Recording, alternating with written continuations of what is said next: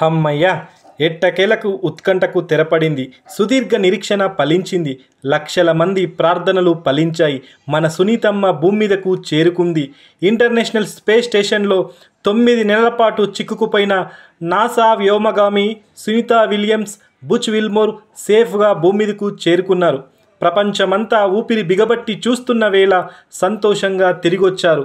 మార్చి 19వ తేదీ బుధవారం తెల్లవారుజామున 3:27 అమెరికాలోని ఫ్లోరిడా తీరంలో సాగర జలాల్లో దిగారు. స్పేస్ ఎక్స్కు చెందిన క్రూ డ్రాగన్ ఫ్రీడమ్ వారిని సురక్షితంగా భూమి మీదకి తీసుకొచ్చింది. సునీత విల్మోర్లతో పాటు నాసాకు చెందిన కమాండర్ నిక్ హెగ్, రష్యాకు చెందిన అలెగ్జాండర్ గోర్బనోవ్ కూడా కేవలం 8 రోజుల యాత్ర కోసమని గతేడాది జూన్ 5వ తేదీన ISSకు వెళ్లిన సునీత విల్మోర్ చివరకు ఏకంగా 286 రోజులు అక్కడే గడపాల్సి వచ్చింది. సునీత విలియమ్స్ ఒక అసాధారణ మహిళ.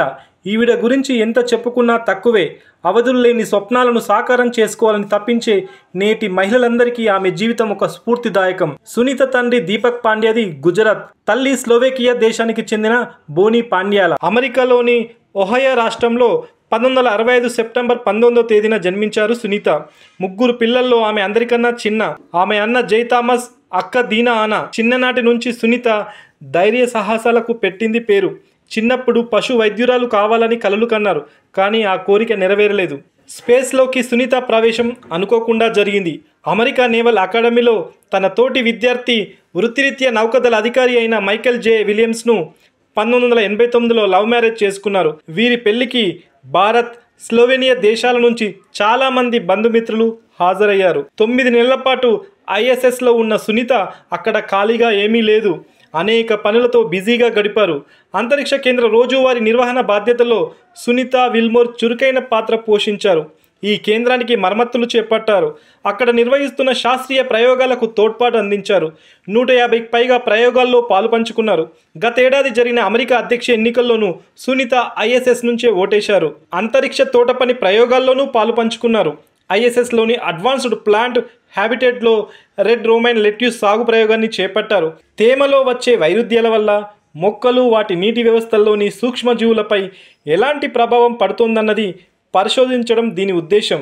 ఈ ఏడాది జూన్ 16న సునీత, మరో వ్యోమగామి నిక్ హెగ్లు ISS వెలుపల 5.5 గంటలు స్పేస్ వాక్ నిర్వహించారు. ఆ సందర్భంగా పలు కీలక మరమ్మతులు నిర్వహించారు.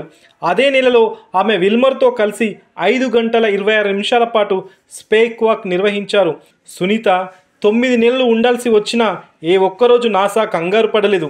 ఆమె ఇబ్బందిని అవలీలగా దాటేయగలదని నమ్మింది.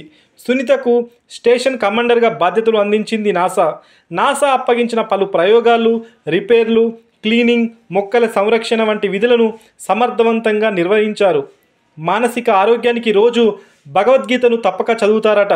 Sunitha fitness freak. ముఖ్యంగా లాంగ్ మారథాన్లపై ఆసక్తి ఎక్కువ ఆమెకు. అనూహ్యంగా ISSలో 9 నెలల పాటు గడపాల్సి వచ్చిన సునీత ఎక్కడా డీలా పడలేదు. మొక్కవోని ఆత్మస్థైర్యం ప్రదర్శించారు. తన పరిస్థితిపై కూడా తరచూ జోకులు పేల్చారు. నడవటం ఎలాగో గుర్తు తెచ్చుకునే ప్రయత్నం చేస్తున్నానంటూ గత జనవరిలో నాసా సెంటర్తో మాట్లాడుతూ చమత్కరించారు. ISSలో ఉన్నన్ని రోజులు ఊపిరిసలపని బాధ్యతల నడుమే గడిపారు. అలాగని చిన్న సరదాలకు లోటు లేకుండా చూసుకున్నారు. సహచరులతో కలిసి సునీత విల్మోర్ క్రిస్మస్ వేడుకలు జరుపుకున్నారు. వీడియో కాల్స్ ద్వారా తమ ఫ్యామిలీ మెంబర్స్తోనూ టచ్లో ఉంటూ వచ్చారు.